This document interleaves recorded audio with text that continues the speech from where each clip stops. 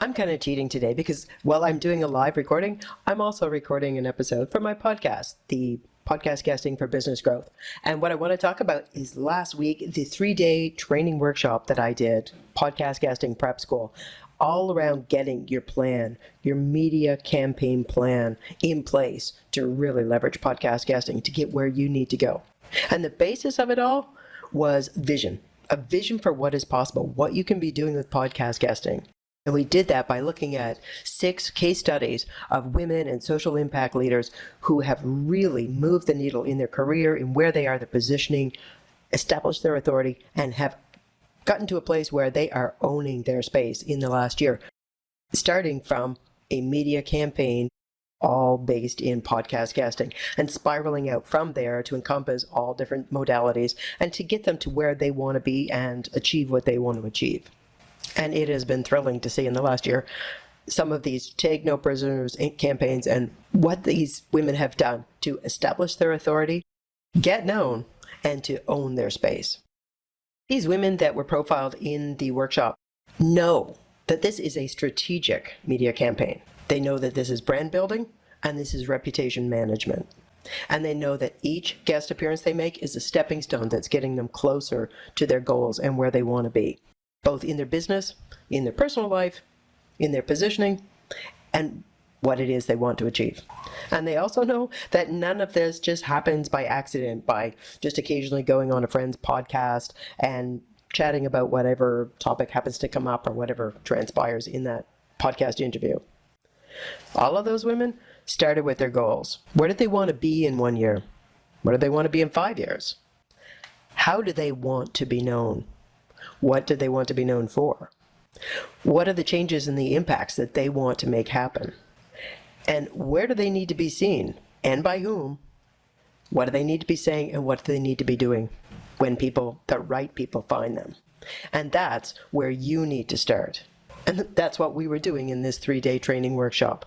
The most common question that I get from people who want to start using podcast guesting, whether they've used it a little bit before in the past or whether they're just fresh to it and haven't actually made any forays into podcast guesting or podcast appearances, the most common question that I get is, how do I find podcast shows to be on?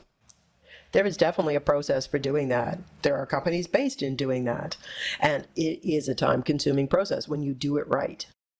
But before you ever get to that, stop for a second. Think about this. How do you know what shows you should be on? How do you know what shows are good for you? What kind of shows or specific shows are the ones that you want to be on if you don't know what you want to achieve and you don't know where you want to go with this?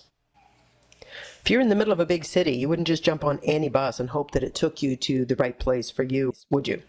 You need to figure out where you want to go, where you need to go, and then find the vehicle, the right vehicle, or series of vehicles that is going to get you there. Same thing for using podcast and podcast guesting. You need to have that vision and that clarity on how you want to be known, what impact you want to have, where you're going with this, and all in a way that's going to advance your business goals and agenda. Or if you're a social impact leader, somebody who has some social change that you want to bring about, you have to have a vision of what you're doing with that before you get on the shows that are going to help you get there. In addition to that, it's a really good idea to have a vision of what's possible. What are some of the people who are using podcast guesting really strategically and really successfully to really change how they're perceived, how they're positioned, rise above their competition, get heard by the people that need to hear them, and in an effective way that builds, like I said, stepping stones that are getting you to where it is that you need to go.